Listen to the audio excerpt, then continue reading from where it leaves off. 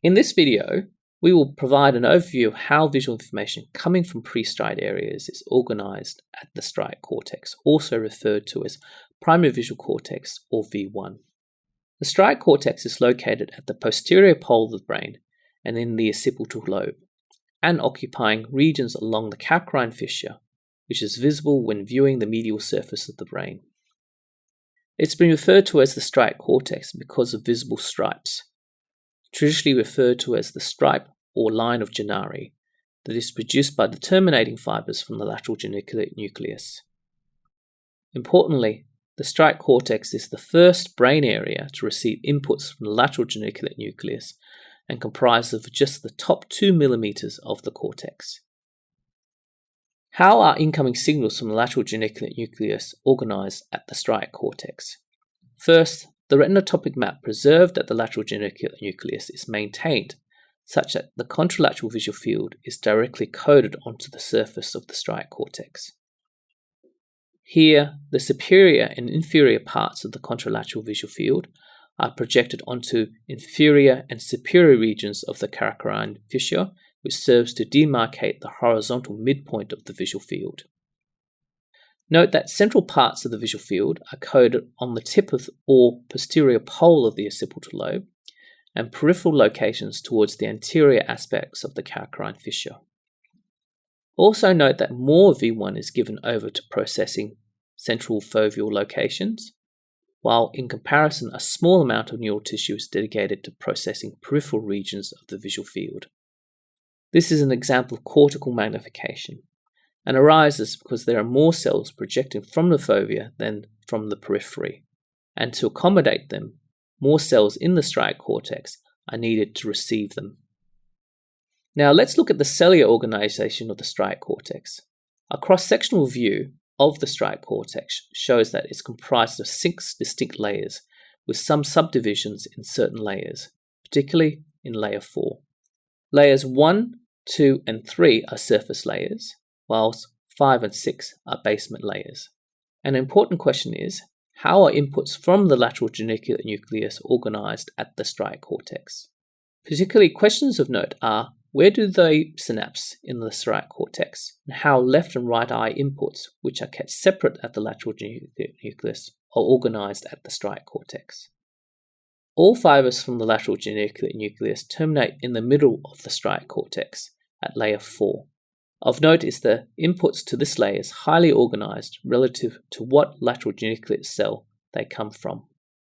Magnocellular cells from the lateral geniculate nucleus input into layer 4C alpha, while parvocellular cells input into layer 4C beta. Cells in layer 4C alpha and 4C beta then output to other layers of the striate cortex, and to cells that are responsible for processing motion, color, orientation, or into blob regions known for processing color. Coniocellular cells input into layers 1 and 2, in particular to blob regions of the striate cortex. How are inputs from left and right eyes organized at the striate cortex? The following figure shows that inputs from left and right eyes are into adjacent areas of V1, forming what are known as ocular dominance columns. From this figure, staining the inputs from one eye leads to only certain sections of the striate cortex being affected.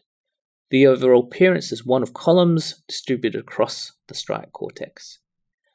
While inputs to the striate cortex is highly organized and specialized, so too are cells in this region, particularly in regards to the type of information they process. If we look again at the surface of striate cortex, particularly in layers 1, 2, and 3, cells are organized into vertical columns tuned to a particular line or edge orientation. Such cells are commonly referred to as simple cells, and their existence indicates that one of the primary purposes of the visual system is to detect edge or line structure in the visual field. Adjacent orientation columns respond to a similar orientation, one that differs by approximately 10 to 15 degrees. In this way, a collection of columns is able to detect 360 degrees of orientation.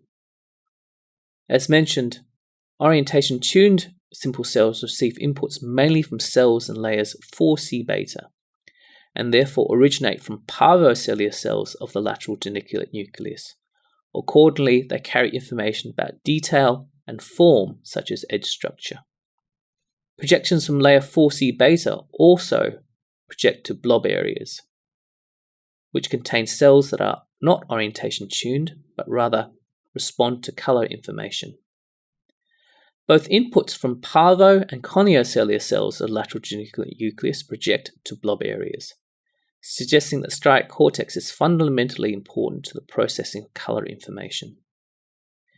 If we consider projections originating from magnocellular cells of the lateral geniculate nucleus, as mentioned, their fibers terminate at layer 4C alpha, they project to layer 4B, which contains cells that respond to movement, complex cells, and are direction selective. Thus, cells in the striate cortex also process motion information. In summary, at the striate cortex, there is a retinotopic map of the contralateral visual field in each hemisphere, and this spatial map is inverted and defined by cortical magnification. Additionally, inputs from left and right eyes are separated, and as well the cell types that project information from the lateral geniculate nucleus. At the cellular level, cells in the striate cortex is organized into different layers and functionally into columns of oriented tuned cells, or those tuned to motion and color. From these layers, cells project to other extrastriate areas, such as area MT and V4 in the occipital and temporal lobes of the brain. Areas in higher cortical areas are further specialized for processing information, such as motion and form.